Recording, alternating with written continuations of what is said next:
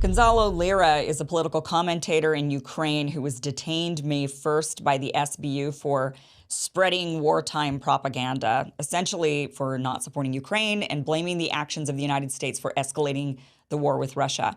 He's facing 6 to 8 years for speaking his mind. That is his only crime. His father, Gonzalo Lira Sr., appeared on this show a couple of weeks ago to give us updates on his condition. He's asked to come back on the show because he has more he'd like to say. Mr. Gonzalo Lira, welcome to the show. Thank you so much, Kim, for having me for the second time. I'm not doing very well, obviously. Today marks the 53rd day of his detention. And the worst of it all, Kim, is that the U.S. government hasn't done a thing in order to give us information as to the whereabouts of Gonzalo. He's totally incommunicado. Nobody knows where he is.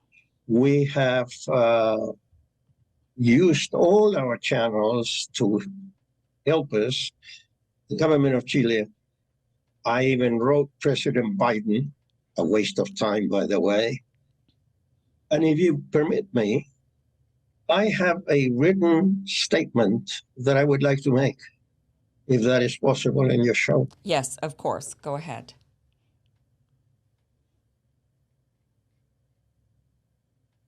One of the most important tasks of the Department of State, as expressed in written declarations throughout every embassy of the United States in the world, this statement follows. One of the most important tasks of the Department of State and of the U.S. embassies and consulates abroad is to provide assistance to U.S. citizens incarcerated abroad. We will insist on prompt access to an arrested U.S. citizen, provide a list of attorneys, offer to contact the arrested U.S. citizen, family, or friends, visit on a regular basis, and keep the Department of State informed. As of yesterday, the Department of State, on their briefing at 1:36 p.m. Washington time, Mr. Patel, the spokesman for the for the Department of State, was asked about Gonzalo Lira, and his answer was pathetic. No information. Gonzalo is incommunicado. The Department of State has no answer if you question them about a U.S.-born citizen imprisoned overseas. Not because he's a criminal. He's not a thief. I mean, this is strictly political stuff. This declaration is a set of empty words, what the U.S. Embassy writes in every embassy in the world. And they're not being practiced, at least in this case. America, why have you turned to be so different from what you were generations ago? America was the country that fought 2 world wars to help Europe avoid being ruled by dictators. America, the land of freedom, the land of opportunity and equality. America gave us leaders to the world, righteous leaders such as Roosevelt, Truman, Eisenhower. Where are they today? Eisenhower left us with his worry of the growing military industry. America has changed from the big brother that comes to your help when a country is in need of help and promoted world wars throughout the planet. Today's leaders cannot be compared, neither in political, nor in decency, morality, nor rectitude traits with their forebears. I am deeply worried as to the future of this country that I have always loved. Behind my son's arrest, I strongly suspect Biden is behind due to two reasons. The first reason, Gonzalo was kidnapped last year in Kharkiv on the 15th of April and released by the SBU agents after one full week, holding his passport, by the way. Following Gonzalo's arrest, he continued criticizing Zelensky, the war information, the SBU method with the opposition.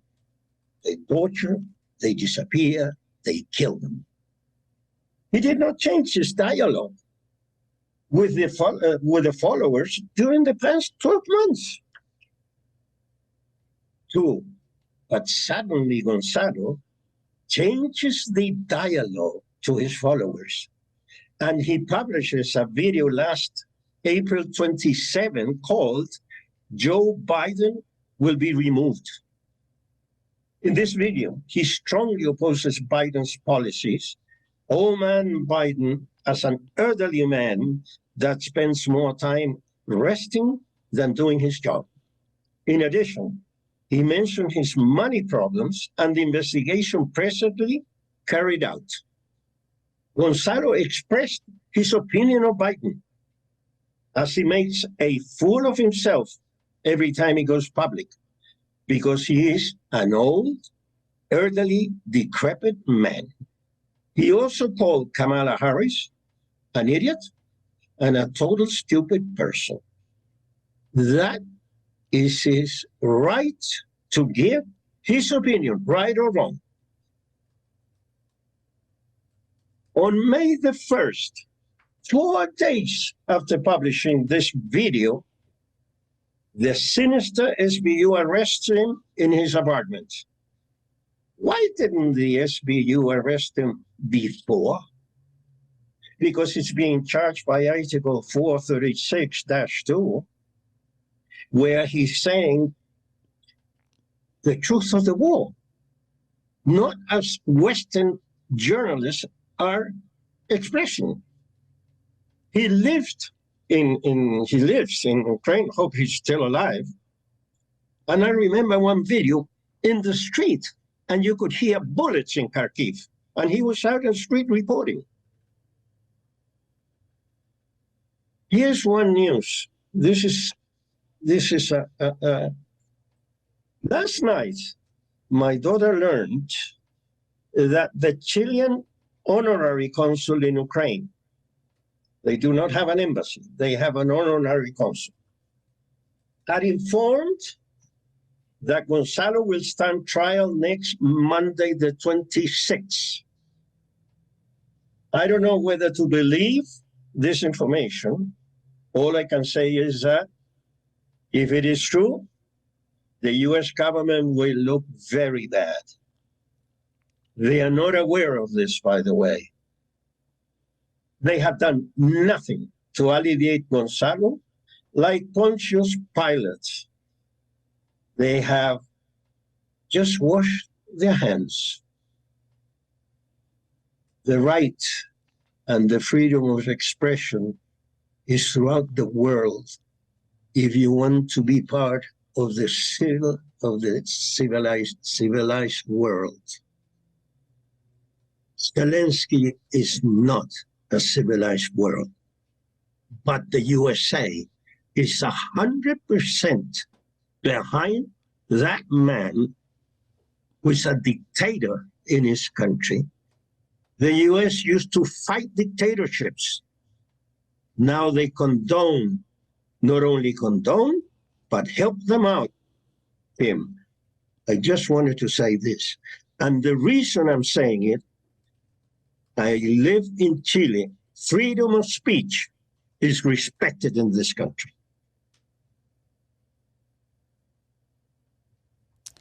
Well, you bring up a really great point that why wasn't he arrested prior to this point if the crime that they're claiming he committed was essentially spreading wartime propaganda, being not pro-Ukraine, being critical of the Ukrainian government, critical of the war, critical of the United States escalation with Russia. And that's what Gonzalo did, is he just spoke his mind. And you're right, why did they wait so long if that's the crime, and it's been a crime for a while in Ukraine since the beginning of this war? Why now? Why arrest him now? And you're pointing out that you believe it's because he was critical, he was criticizing the U.S. government as well, and that this just was the final straw, the crackdown on him. I strongly believe so, Kim. And that is using the power of the presidency for other purposes. He cannot persecute my son. He's a U.S. citizen. Can you imagine if we had presidencies? Well, unfortunately, we had for a while Mr. Nixon using, IRS to fight his opponents. But my goodness, where are we going to? This is terrible. Yeah. What are they thinking? Listen, honestly, if you look at the world, the U.S. has gotten involved in every major small wars. What are they doing? Are they really converting themselves to what Eisenhower suspected? A producer of arms that have to sell them somewhere? This is outrageous. I went to study as a 19-year-old to the USA. I did all my college years in the States, postgraduate degrees. I lived very comfortable.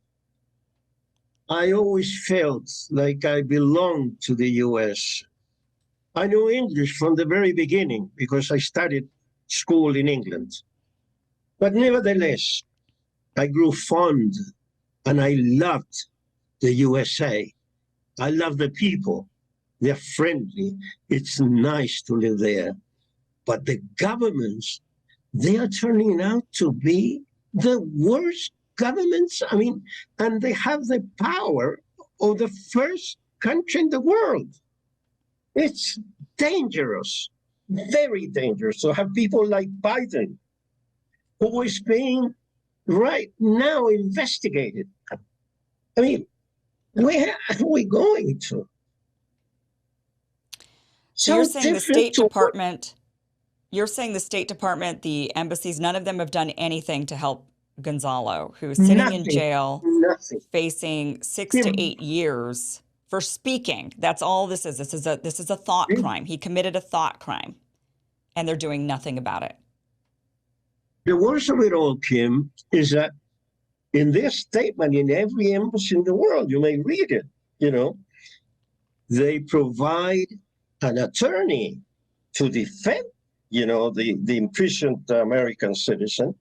They haven't done anything with my son Gonzalo. As a matter of fact, he was provided an attorney by the jailers. Can you imagine the kangaroo court? If it's true what they told the Chilean honorary consul in Ukraine, in Kiev. It's unbelievable. It's like a nightmare.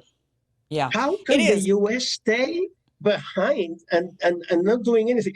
All they did, in honesty, and I'll name it, Jeremiah Little.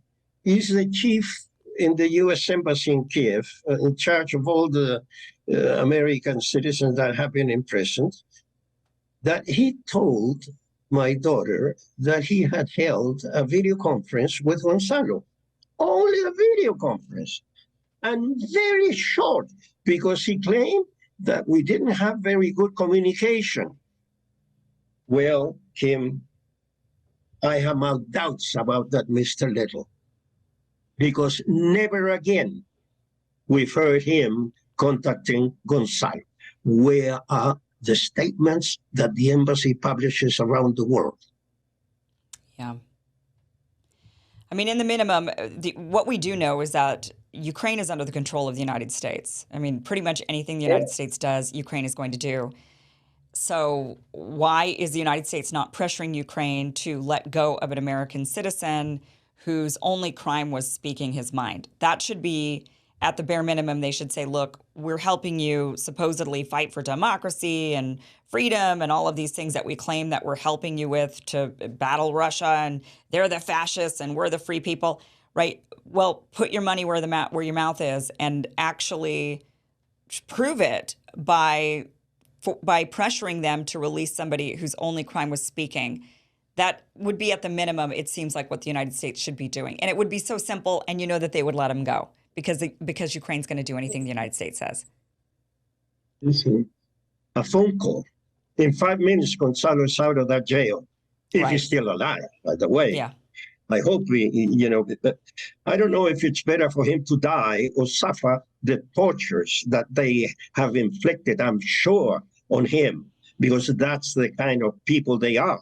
I mean, they have been proved. Gonzalo published a list of 12 Ukrainian opposition leaders, including a mayor from for a medium-sized city, that were killed by the SBU. They were opponents of Zelensky. I mean, how can the U.S. support a dictator like that, for crying out loud? It's unbearable. I mean, I'm sorry, Kim. I had the flu last week. But well, let's hope that he's alive, and let's hope that he's okay, and that they're not torturing him, that they're just holding him, even though that is bad enough to hold somebody for speaking their minds. Let's just hope that he's okay. And hopefully we find out more Monday if he does appear in court. If that's when this is supposed to be, then hopefully we learn more Monday. But I know this is a very difficult time for you to be going through this, the stress, the worry. I can only imagine.